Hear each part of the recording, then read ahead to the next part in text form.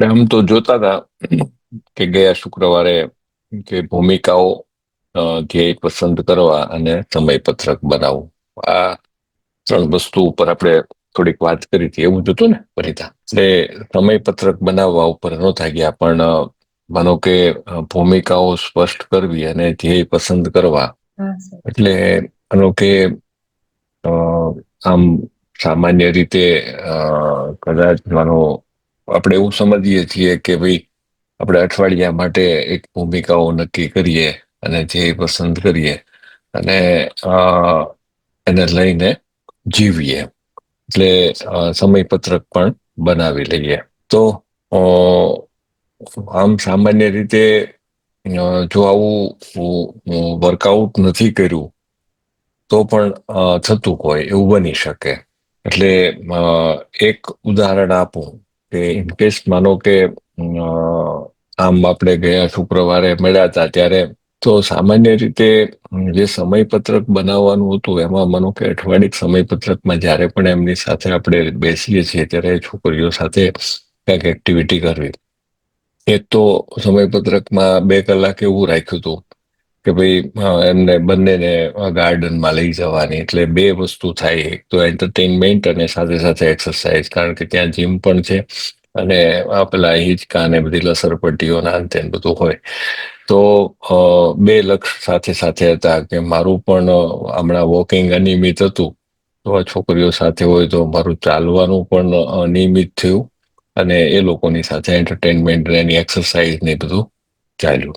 તો જો આપણે એ પ્લાનમાં કંઈક મૂકીએ છીએ તો ઓટોમેટિક એને માટે આપણે સમય ગોઠવીએ છીએ, એટલે સમયપત્રક બને. એટલે કદાચ માનો કે એ આપણે લીધું હતું કે ભાઈ આ રીતે કરવું એમ, અને ન લીધું હોય તો પણ થતું હોય છે.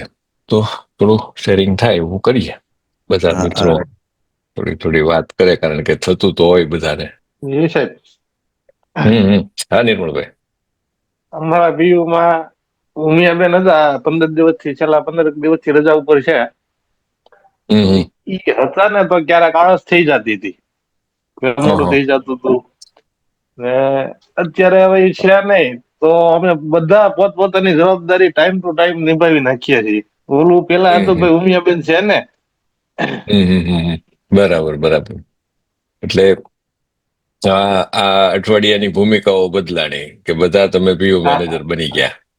હા હા સાહેબ. જોયું? એટલે એમાં આમ તો સામાન્ય રીતે કેવું થયું, એક તો ભૂમિકા બદલાણી, ધ્યેય નક્કી થઈ હા ગયા કે ભાઈ માનો કે ભાઈ ચીંધે કે ન ચીંધે આપણે તો બધું હા આપણું જે કામ છે એ કરવાનું જ છે. તો એનું કરવાનું જ છે. સમયપત્રક એ બની ગયું, વહેલા આવવાનું શરૂ થઈ હા ગયું.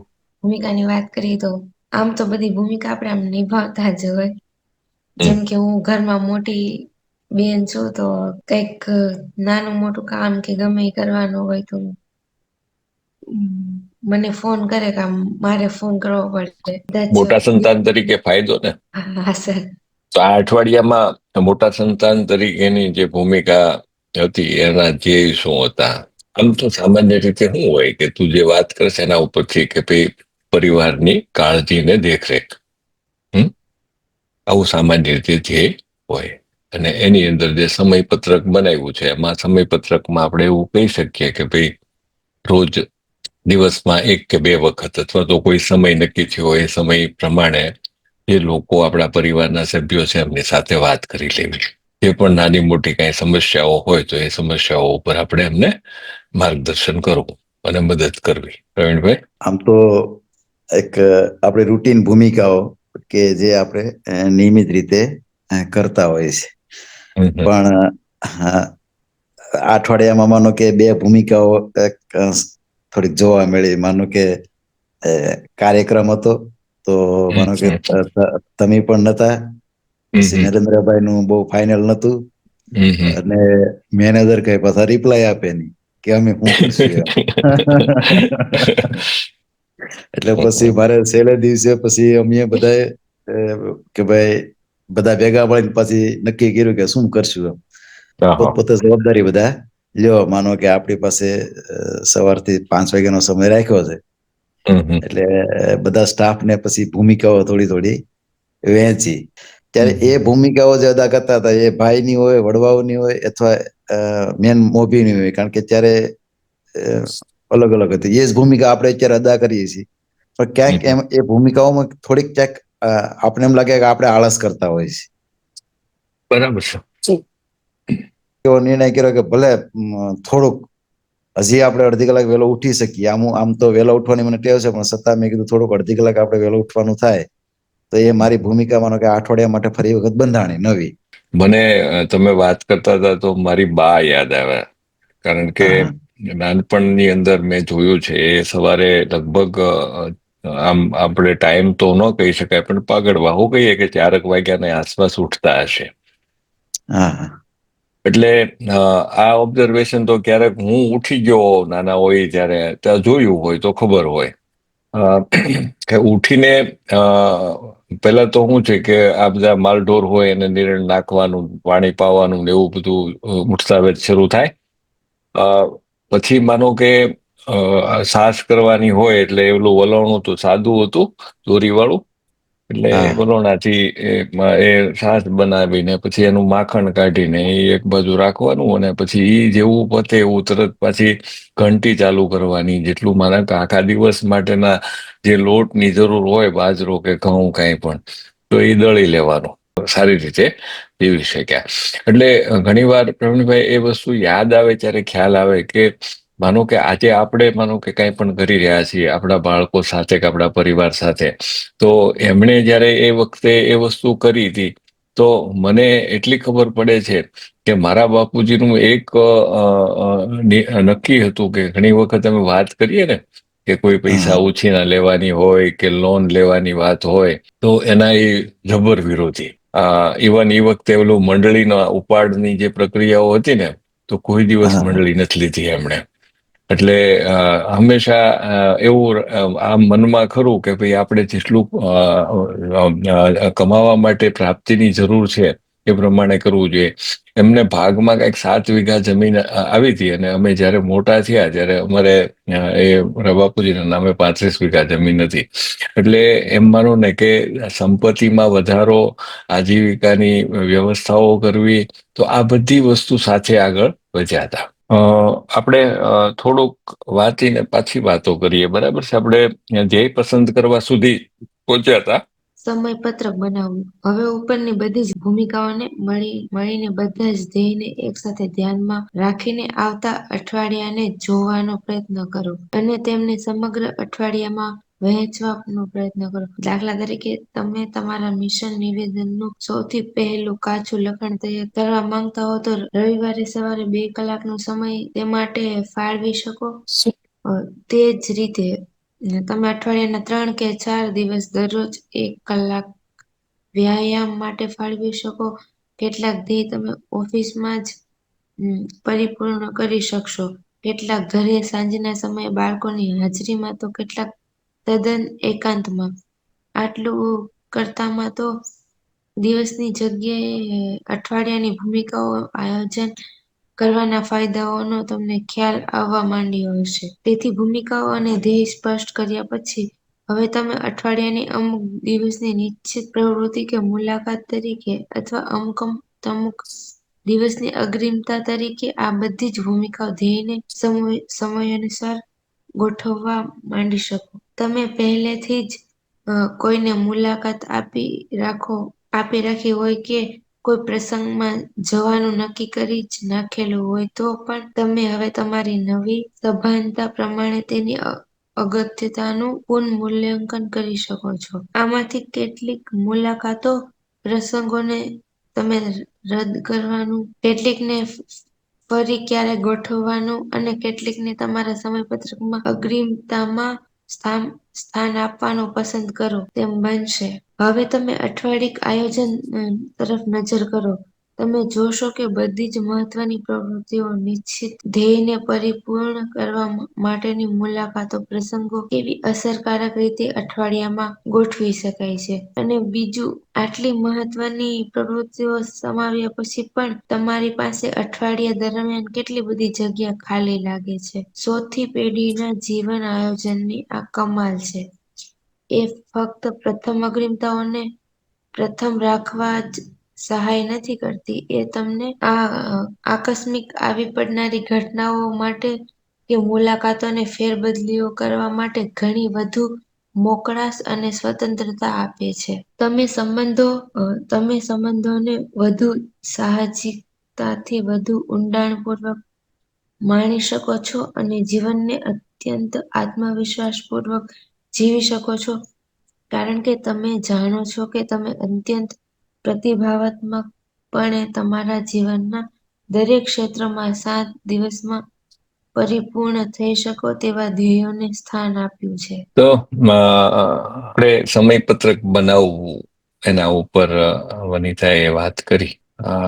ખૂબ સરસ. એક તો આપણને અનુકૂળ એટલા માટે છે કે આપણે દર અઠવાડિયે બધા બેસીએ છીએ, એટલે ત્યારે સામાન્ય રીતે જો એક વિચાર આવે છે કોઈ પણ કાર્યકરને, આપણા માનો કે સુપરવાઇઝર કે લીડ કરતી વ્યક્તિ હોય કે પછી ટીમના કોઈ સભ્ય હોય, તો જે પણ આપણે પ્લાન કરી રહ્યા છીએ અઠવાડિયા માટે, તો તરત આપણને એમ થાય કે ભાઈ 5-6 પ્રવૃત્તિઓ હોય. ઘણી વખત હું જોઉં કે ભાઈ માનો કે તમે બોર્ડમાં પણ બધા લખતા હોય છે કે ભાઈ આટલી એટલી પ્રવૃત્તિઓ આ અઠવાડિયામાં કરવાની છે. હવે સમયપત્રક બનાવવાના સંદર્ભમાં જ્યારે આપણે ચાલતા હોઈએ ત્યારે કંઈક અગ્રિમતાઓ પણ આપતા હોઈએ છીએ કે ભાઈ આ તો કરવું જ પડે એમ છે, ને આ આપણે નેક્સ્ટ વીકની અંદર લઈ જશું તો પણ ચાલશે, અથવા તો એ ચાલતી પ્રવૃત્તિઓ છે એ પૈકીનું આ અઠવાડિયામાં આટલું કરવાનું છે.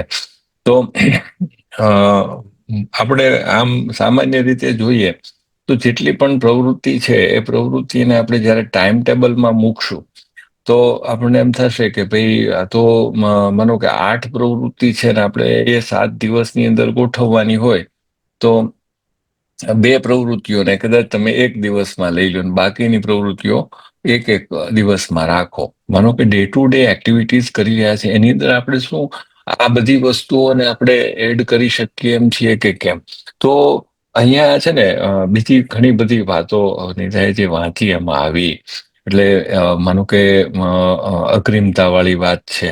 અમુક એક્ટિવિટીઝ માનો કે અમુક સમયે નથી થઈ શકે એમ, તો આપણે એને ચેન્જ કરતા હોય છે. એનું પુનઃ મૂલ્યાંકન કર્યું આપણે, એ ગોઠવ્યું હતું ટાઈમ ટેબલમાં, સમયપત્રકમાં હતું પણ એ પુનઃ મૂલ્યાંકનમાં ગયું. તમે પણ માનો કે જે વંચાયું છે એના ઉપર કઈ આમાં આ જે સમયપત્રક વાળું વાંચ્યું એમાં સમય, ધ્યેય અને અગ્રિમતા 3 શબ્દો, મુખ્યત્વે 3 શબ્દો બહાર આવ્યા. ગૌમૂત્ર નથી મારી પાસે, મારે પણ ભેંસનું ગૌમૂત્ર છે, હું ભેગું કરવાનું મારું આખું પ્લાનિંગ છે. એટલે ઘણી વખત આપણા જે ભલે પ્રોગ્રામ લક્ષી ધ્યેય છે પણ એ લોકો ઘણી વખત ફોલો કરતા હોય, અને એ માનો કે જયારે વિઝિટ થાય ને ત્યારે એ રિયલાઇઝ કરીને વધારે એના ધ્યેયોને પ્રબળ બનાવે અથવા સબળ બનાવે. ના ના, એટલે એ સરસ વાત કરી પ્રવીણભાઈ તમે, કારણ કે માનો કે એ કેવું થાય છે એ કહું તમને કે આપણે આ એટલા માટે સમજી રહ્યા છીએ કે ભૂમિકા અને ધ્યેય અને સમયપત્રક, જો માનો કે ખેડૂત એની ભૂમિકામાં આવી જાય અને પછી એને એ વાતને માનો કે ખેતીના કાર્યને ધ્યેય તરફ લઈ જાય, તો ઓટોમેટિક આ બે જે પ્રશ્નો તમે જે થયા ને એ અને ખેતી કેવી કે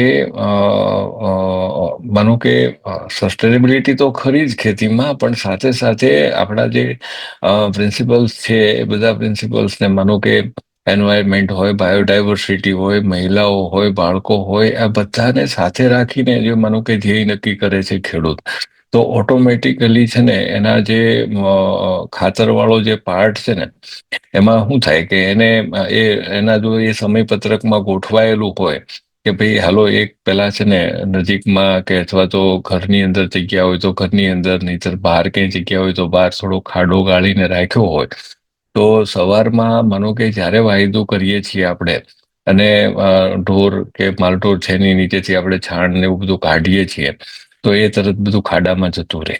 બરોબર. હવે ખાડામાં જતું રહે તો એ ખાડનું ખાતર બનતું થઈ જાય એની મેળે.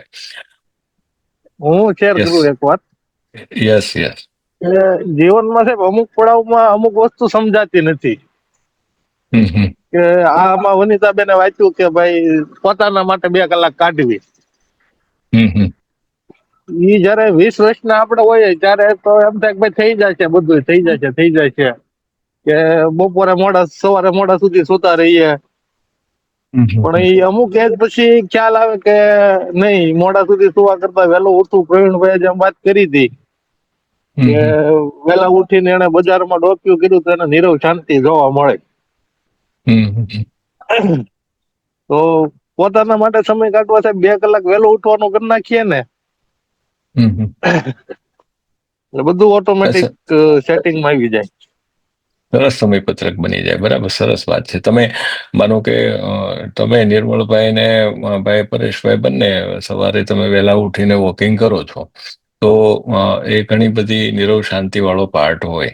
અને ઘણી વખત છે ને આપણને આમ હૃદયની અંદર પણ ખૂબ ખુશી થતી હોય છે કે ભાઈ સવારના પહોરમાં આખા દિવસના જે ક્રમ કરતા સવારમાં જે મજા આવતી છે ને એ અદ્ભુત છે.